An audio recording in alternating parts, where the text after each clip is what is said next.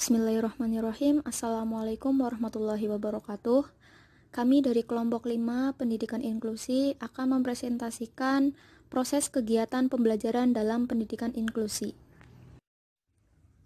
Kami akan membahas tentang yang pertama yaitu penempatan peserta didik dalam pendidikan inklusi, yang kedua adalah penilaian peserta didik dalam pendidikan inklusi, dan yang terakhir adalah sertifikasi guru dalam pendidikan inklusi. Perkenalkan pemateri dari kelompok 5 yang pertama yaitu Nelly Nafihah, Esensi Melati Putih, Muftiah Khairunisa, dan Uktuvia Biki Nihayah. Oke, baik. Materi yang pertama yaitu terkait penempatan peserta didik dalam pendidikan inklusi. Dalam pendidikan inklusi, tentunya terdapat keberagaman peserta didik dengan tingkatan dan kapasitas yang luar biasa. Pelayanan pendidikan yang dilakukan secara bersamaan menyebabkan hubungan antara semua peserta didik berlangsung secara interaktif untuk saling memahami, mengerti, dan menerima perbedaan.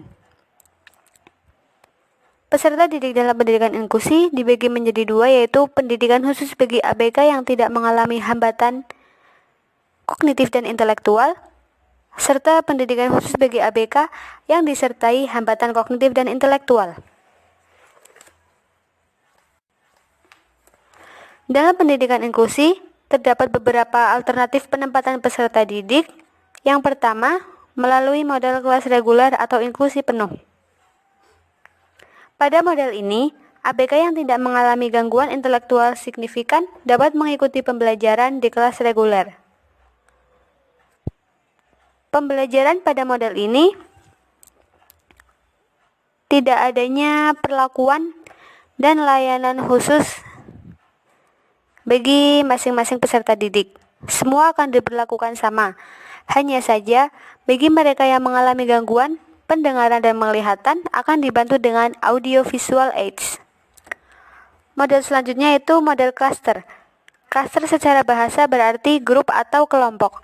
Jadi pada model ini, pembelajaran antar peserta didik biasa dengan ABK akan dicampurkan jadi satu. Hanya saja bagi ABK akan dikelompokkan dengan guru pendamping mereka tentunya. Untuk model selanjutnya yaitu model pull out. Pada model ini, pembelajaran antara ABK dengan biasa dijadikan dalam satu kelas yang sama. Hanya saja, pada waktu-waktu tertentu, peserta didik ABK akan ditarik keluar dari kelas reguler untuk kemudian mengikuti pembelajaran tertentu dengan layanan dan strategi yang lebih khusus. Tentunya dengan guru pendamping khusus mereka. Model selanjutnya yaitu kombinasi antara cluster and pull out. Pada model ini, pembelajaran antar peserta didik biasa dengan ABK akan dijadikan satu, tetapi sewaktu-waktu saat pembelajaran, anak berkebutuhan khusus akan dikelompokkan, tentunya dengan didampingi guru pendamping khusus mereka. Dan sewaktu-waktu pula, mereka akan ditarik keluar dari kelas tersebut untuk kemudian mengikuti pembelajaran tertentu dengan model, strategi, dan layanan yang lebih khusus. Untuk model selanjutnya yaitu model kelas khusus. Pada model ini, sekolah memiliki kelas khusus bagi anak ABK dan bagi kelas reguler. Akan tetapi, sewaktu-waktu mereka akan dijadikan satu kelas yang sama untuk mengikuti pembelajaran yang sama. Keunikan dari model ini, peletakan kelas antara kelas ABK dan kelas reguler tetap berada dalam satu komplek yang sama. Jadi bersebelahan.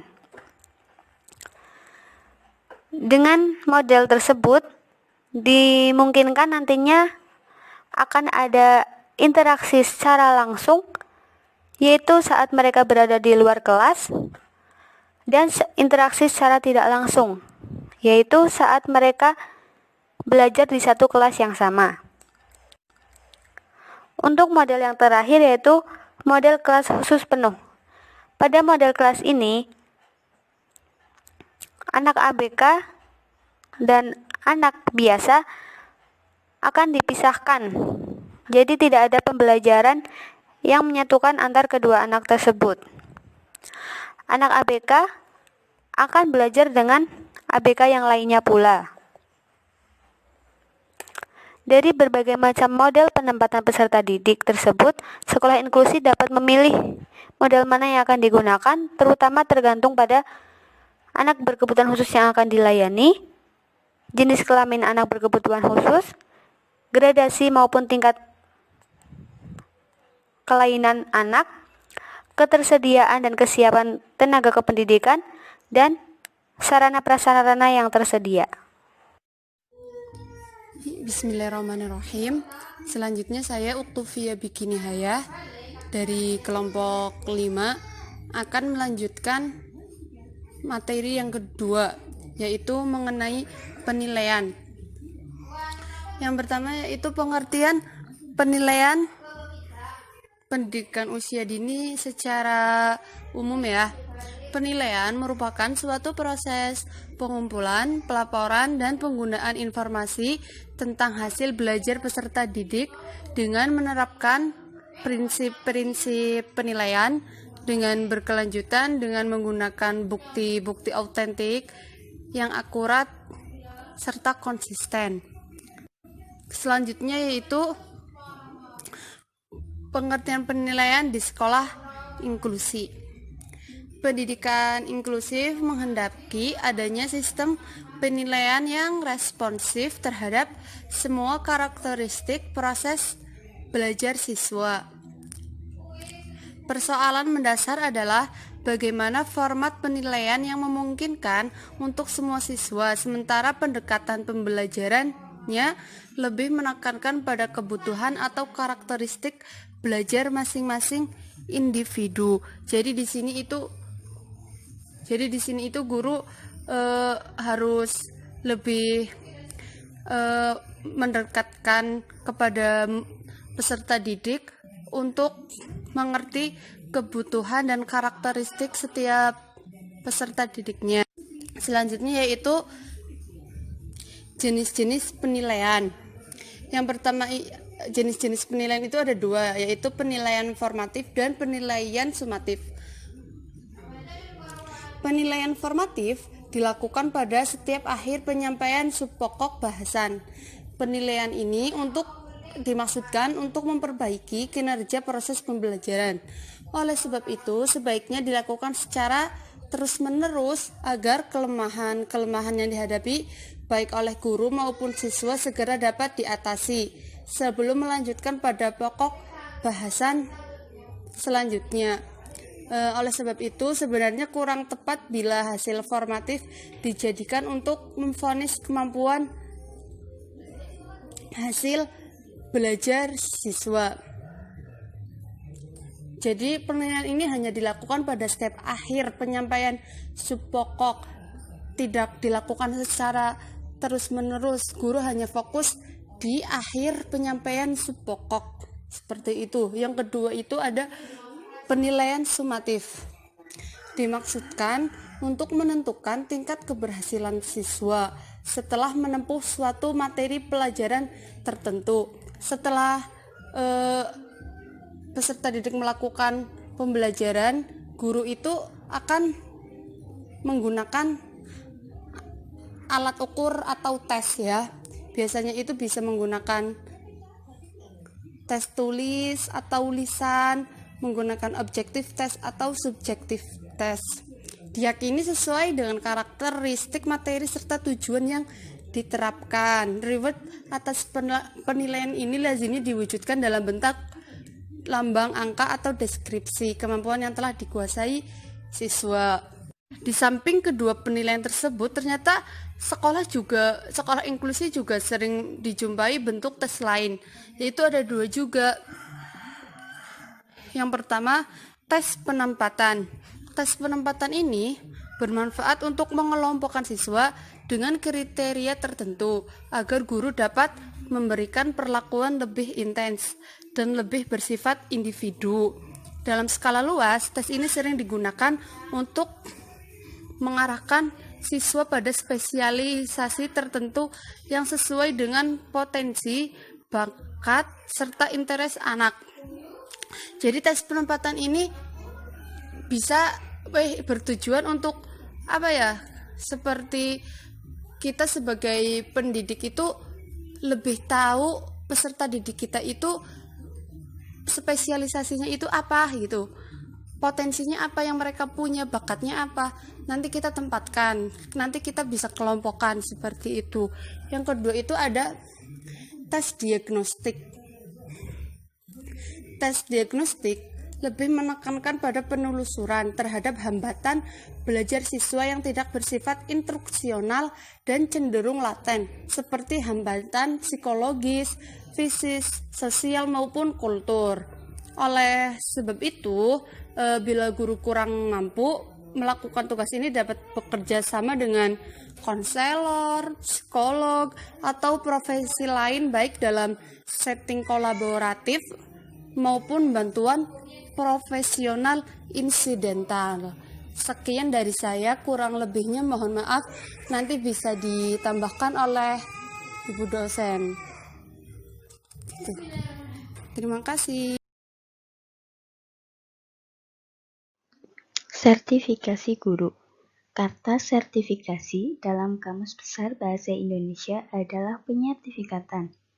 Sertifikasi dapat diartikan sebagai suatu proses pemberian pengakuan kepada tenaga pendidik yang telah memiliki sejumlah kompetensi untuk melaksanakan pembelajaran sebagai pengakuan yang diberikan kepada guru dan dosen profesional pada lembaga pendidikan profesional yang telah diselenggarakan oleh lembaga sertifikasi. Untuk sertifikasi sendiri merupakan amanat dari Undang-Undang Republik Indonesia Nomor 20 Tahun 2003 tentang Sistem Pendidikan Nasional. Sedangkan sertifikasi guru adalah proses uji kompetensi yang dirancang untuk mengungkapkan penguasaan kompetensi seseorang sebagai landasan pemberian sertifikat pendidik.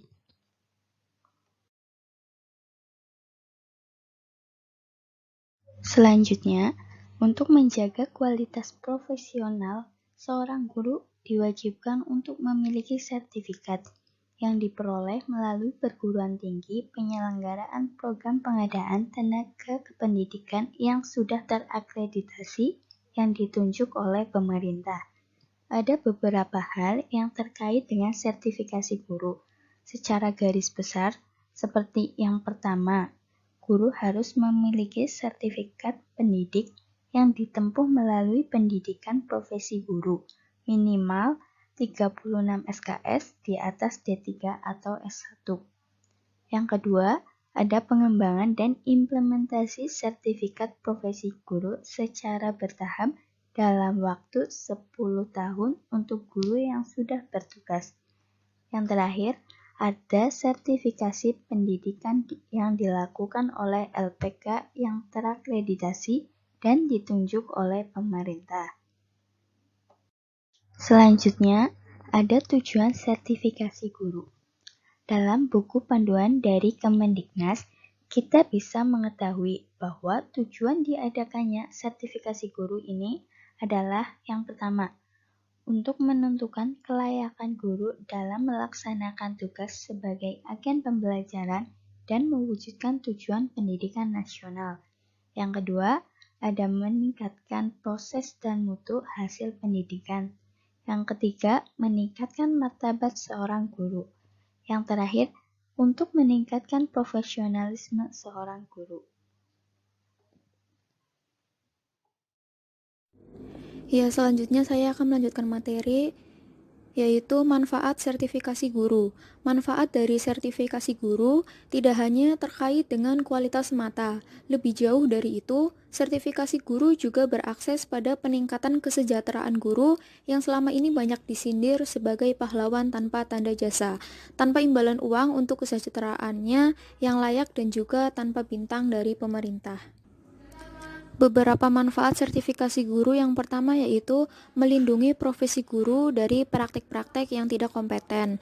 Yang kedua yaitu melindungi masyarakat dari praktik-praktik pendidikan yang tidak profesional dan tidak berkualitas. Dan yang ketiga yaitu meningkatkan kesejahteraan guru. Yang selanjutnya yaitu ada kompetensi guru pendidikan khusus.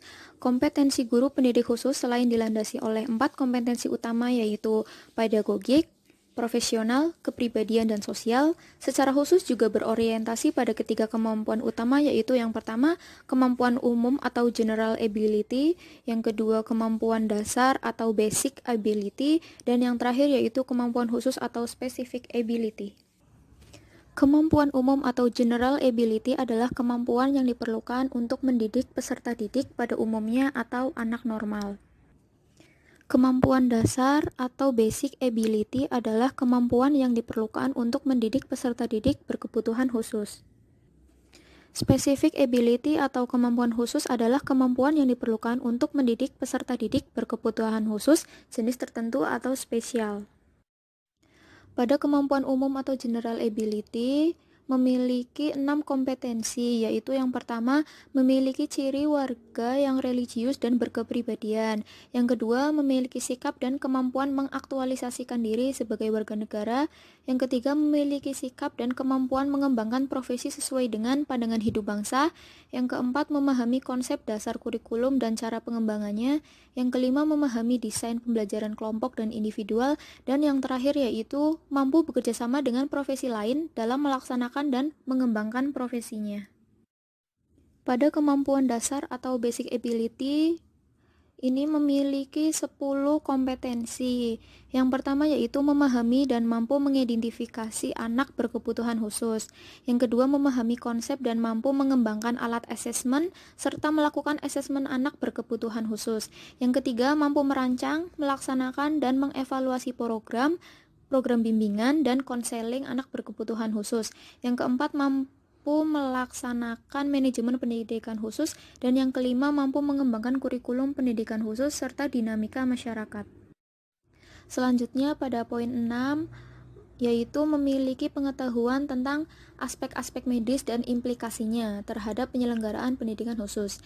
Yang ketujuh, memiliki pengetahuan tentang aspek-aspek psikologi dan implikasinya terhadap penyelenggaraan pendidikan khusus. Yang kedelapan, ada mampu melakukan penelitian dan pengembangan di bidang pendidikan khusus.